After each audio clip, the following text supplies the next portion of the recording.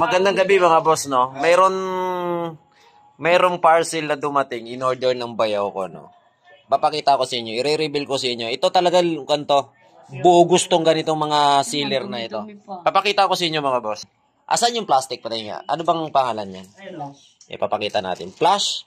Ito. Flash Express. Okay? So ito yung dumating kanina. Magkano presyo nito? Magkano order mo, bayaw? 699, 700. 700 plus ang binayaran nyo? 7 lang, 700. So, Flash Express. Okay. Ang order ay damit. Ilang piraso? 12 nga nakalagay dun eh. 12 piraso ang order mo sa halaga 700.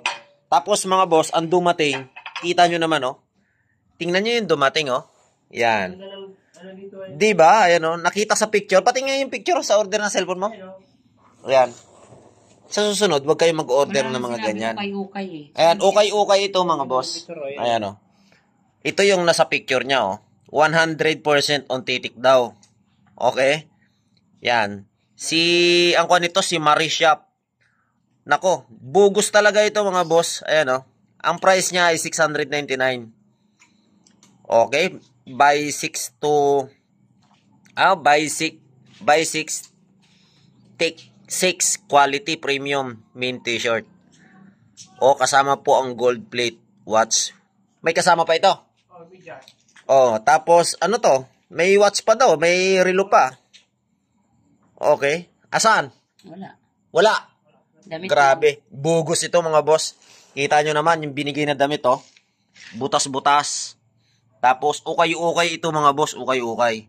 Yan, oh, halagang 700. Ayan, oh, may mga mancha pa, oh. May mga dagta pa. Saan ba pinamunas to? Baka pinamunas pa to sa puwet. Yan, mga bossing, oh. Dagta. Diba, kita nyo? Oh, yan, oh. Kita nyo yung mga, oh, yan, oh, may mga dumi pa, oh. Yan ba yung halagang kwan? Tsaka pang lalaki. Nako, pamlalaki ang o-order. Tapos, ang damit, oh, tinan nyo, may mga tai-tai pa. Nako, karamahin ka sana sealer, no, sa ginagawa mo na yan. So, wag na kayo mag-order dito mga busing, ah. Itong shop na ito yung kanyang kwan. O, ikon mga. Buksan mo, ipapakita natin. Ipakita natin. Kita nyo yung mga damit na in-order. Okay ito mga boss. Okay, hindi yung nakalagay doon sa pic. Kaya susunod, wag kayo mag-order sa mga ganyang messenger. O, dapat dyan sa Lazada o sa Shopee. Kasi sa Lazada o kaya sa Shopee, mayroong kanyan, mayroong return. Mayroong return yan. Ito, paano mo may re-return ngayon to? Eh, sa Messenger mo lang to na order o kaya sa Facebook lang.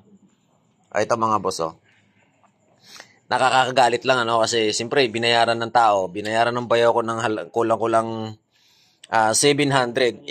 Ito yung shop niya. Yan. Okay, kaya pala mababa yung kanyang, ang like niya, 31 katao lang. 31 katao, siguro, ito yung mga kanya pa, naluko niya lang. Yan. Wag na kayo mag-order dito. Marie Shop. Yan, i-report natin to mga bossing.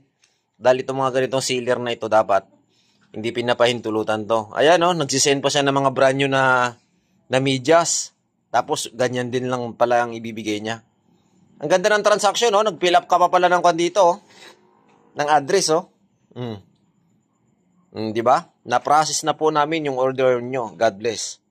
Mga ganitong klase mga sealer, sindikato to. Kaya wag na kayo mag-order dito mga boss. Yan, tandaan nyo yun, Marie Shop. Okay? So, hanggang dito na lang yung vlog natin mga boss. Medyo nakakabuisit lang mga ganitong klase mga sealer na manluloko. Yaman mo na. Ay, hindi naman sila yayaman sa halagang 700.